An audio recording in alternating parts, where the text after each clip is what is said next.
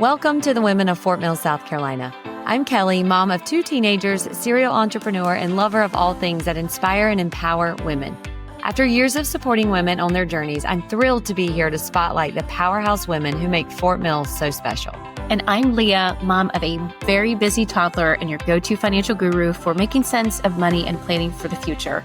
I absolutely love helping women feel confident in their finances. And together, Kelly and I are here to connect you with the stories, tips, and insights that can help you thrive personally and professionally. Every week, we're inviting you to join us for a quick 20-minute chat with local female business owners, women who are really changing the game here in Fort Mill. You'll walk away with new ideas, practical advice, and a deeper connection to the community. Whether you're seeking motivation, actionable tips to grow your business, or just a bit of solidarity and the ups and downs of entrepreneurship, you're in the right place. This is the Women of Fort Mill, South Carolina. Let's dive in and meet the incredible women here in our community. Welcome, everyone, to the Women of Fort Mill podcast. We are so excited to have our guest, Kayla Leonard, joining us this morning.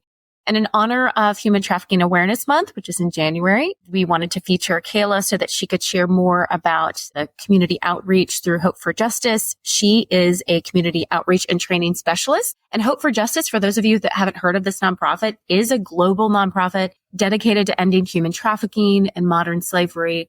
I think a lot of us have, especially in the last few years, have heard more about what's going on, especially in Charlotte, realizing how much of this is actually here local. So Kayla is going to share the organization's mission to not only identify victims, support these survivors, and prevent exploitation through a really holistic, trauma-informed approach. Kayla, thank you so much for joining us. Kelly and I are both very, very passionate about this topic in particular. I think anyone that knows me knows that this is the thing that I am a huge advocate for, is anti-trafficking. Can you share a little bit about Hope for Justice's mission and really how the organization approaches the fight against human trafficking given our current environment? Yeah, thank you so much. Thank you so much for having me, and thank you for that wonderful introduction. You did a great job explaining Hope for Justice and explaining the work we do in human trafficking field. So our mission is together bringing an end to human trafficking in modern slavery by identifying victims, supporting survivors, and preventing exploitation. And as you said, we do that globally. So we work in 3 countries, 3 continents across the globe, which was our original founding in the UK and Northern Ireland. And then we also have programs in Africa and the US as well. Our North Carolina office offers the most comprehensive services and programs for survivors and victims of human trafficking because we have a team of 7 dedicated to these 3 practice areas. And my role as a community outreach and training specialist focuses mostly on the outreach, awareness, and training piece of preventing exploitation. I do a lot of work with faith-based organizations as well as youth groups to help them understand what human trafficking is and really the relational component of it. Because as you both know, with your heart for human trafficking, it's not just kidnappings that we're looking at. When we talk about human trafficking, we talk about traffickers preying on somebody's vulnerabilities, and common vulnerabilities are poverty, isolation due to recent moves or not having a support system in a community group, as well as a normalization of abuse and neglect or substance use in childhood and in their home lives in childhood. Traffickers prey on those vulnerabilities and take advantage of people who have experienced those vulnerabilities in order to force, fraud, or coerce them into human trafficking and into an unhealthy relationship dynamic where that person is being exploited for either sexual exploitation or labor exploitation. So I've already jumped into my role as the training specialist a little bit by giving you that background knowledge, but that's where my passion comes from, is just wanting the community to understand what human trafficking really is and understanding that relational component so that victims can identify their situations and victims have the language and understanding of things that they might be going through that look like a high control and highly abusive relationship. That's where our work comes in outreach and awareness.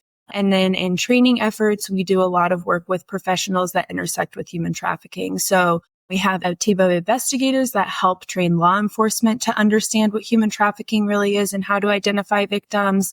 We also do a lot of work in the hospitality industry with healthcare providers and understanding some of the reproductive or injury-based physical repercussions of exploitation, as well as substance use recovery providers and domestic violence agencies as well. So that's kind of our work in preventing exploitation and raising awareness within the community of what human trafficking really looks like. And then in our work of identifying victims, as I said, we have a team of investigators that can help current law enforcement understand what human trafficking is and how it intersects with drug trafficking. But they also do a lot of great work in working with victims that are in active trafficking situations and helping them safety plan, helping them get out of their trafficking situations when they are ready and when they have the support of our investigators as well.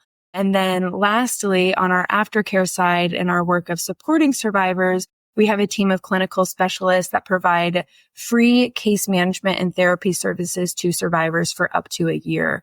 So our case management and therapy services are trauma-informed. They are survivor-centered. Our survivors, they're goal setters and are in charge of the things that they want to achieve while they're in our program. So a lot of times that looks like getting connected to new jobs, finding safe housing, building healthy relationships, building a healthy support system, as well as reunifying with family or getting help with finances and help with healthcare as well. So I'm really happy to be a part of the programs that we run in North Carolina because we do have such an extensive team and take on that holistic approach. But we have support from other operations and other programs throughout the U.S. as well. So it's really great to be a part of Hope for Justice and be part of a community and an organization that really addresses all of the needs and all of the barriers and vulnerabilities that survivors are facing in the U.S. and in North Carolina specifically.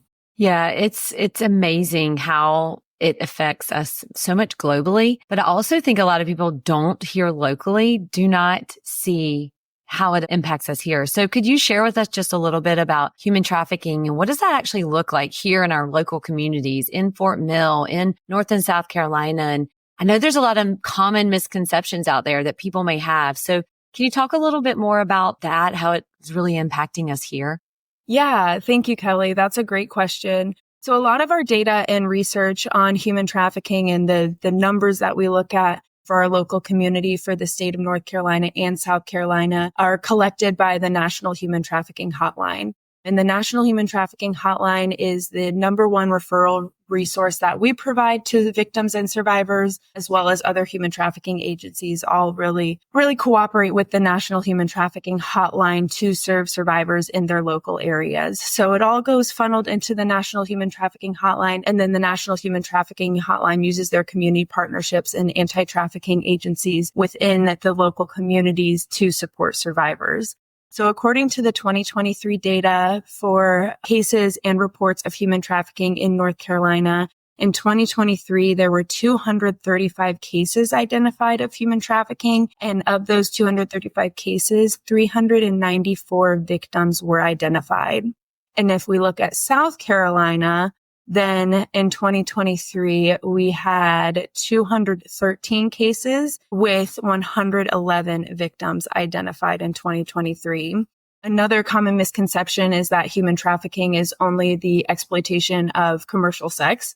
And a lot of people only think of sexual exploitation. But when we talk about human trafficking, we do also include labor trafficking. It's understandable that a lot of people only think of sex as that's what's portrayed in our media. And that's what we see human trafficking stories being told in Hollywood, as well as our national statistics. In North Carolina and South Carolina, the majority of cases were sex trafficking cases.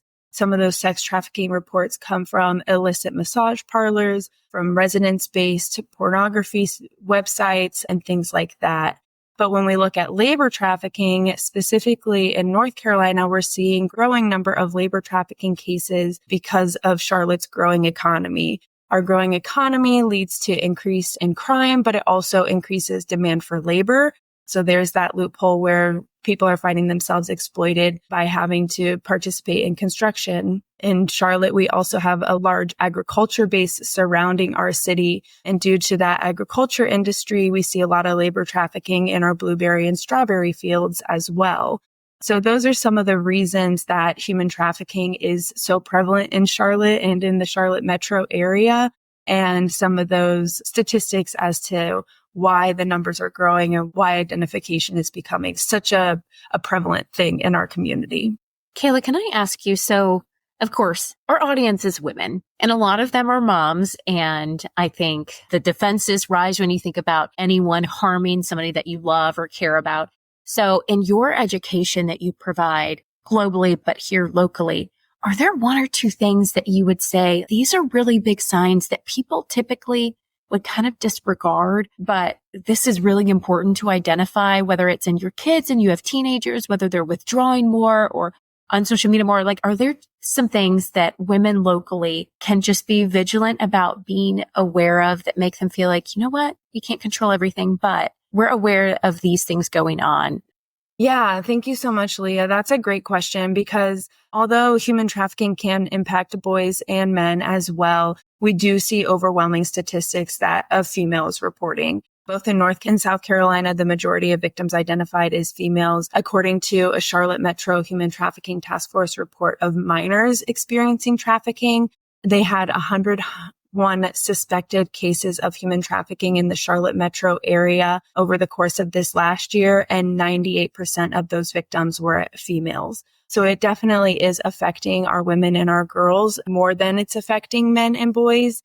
And some of the things that I do talk to my groups about and my audiences about is understanding that somebody might not come forward and initially disclose that they've sold themselves for sex or that they were part of a labor trafficking program that was controlling their wages and they had to beg to earn their bed for the night, or they had to sell themselves for food for a day. And the thing that I tell the groups that I work with is it's that moment when you know something's wrong and there's some unhealthy dynamic between the person and the loved one that you're concerned about. And really, if we're looking at statistics, it will either be their employer, their intimate partner, or another familial connection that is their trafficker. So if we're looking at their relationship with those three most important people in their lives, you have that gut feeling that something isn't right, but you don't know exactly what's going on. We want you to open your mind that it could be human trafficking as well, that this person might not just be in an unhealthy relationship. They might not just be in an abusive relationship, but they also might be forced to sell themselves or forced to let somebody else have control of the money that they are earning. So we ask them to just trust their gut instinct, to acknowledge that something is going wrong in this relationship, and to be brave enough to address it with that person, to be brave enough to share your concerns and say, I'm noticing these unhealthy dynamics in your relationship and I want to make sure that you're okay. And opening up that conversation to be a safe space, to not be a judgmental space, to ask open-ended questions and to just lead with, are you okay? And to lead with your concerns. I really encourage people to take our human trafficking training. We have online options as well as in-person options because I am available in the local community. I can travel throughout the region to provide in-person trainings.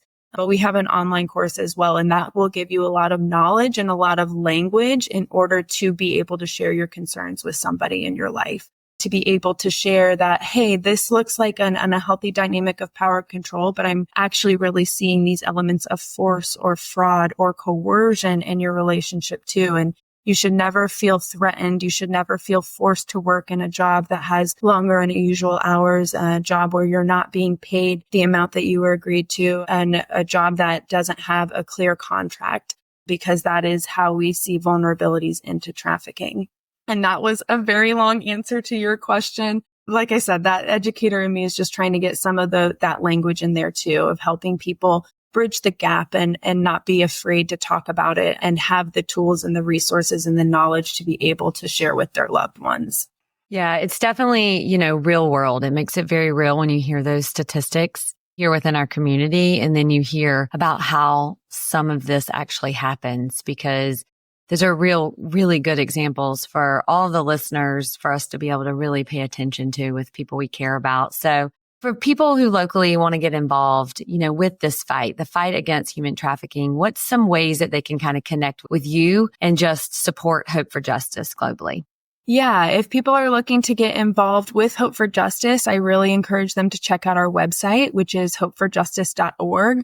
On our website, you'll see a lot of information about what human trafficking is. We have free online courses for you to have a basic understanding of human trafficking in the US, but then we also have a course specifically designed for professionals in hospitality, healthcare, and law enforcement. And then lastly, the course that I'm really suggest to my audiences is our Keeping Kids Safe in the US course. And this course goes back to your question, Leah, about how we as mothers can care for our kids and can notice the changes in their behaviors. There's some great tools at the end of our course that you can print to sign technology agreements with your children, great question starters for how to have this conversation with kids at different stages of their lives. I mean, even starting as young as toddlers, you need to be having these conversations about healthy relationships.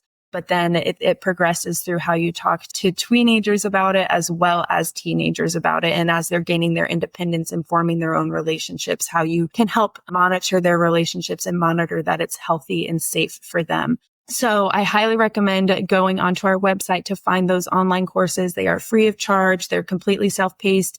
They would take you about an hour, no more than an hour, to go through those courses and learn more about human trafficking yourself, learn more about Hope for Justice's programs across the globe.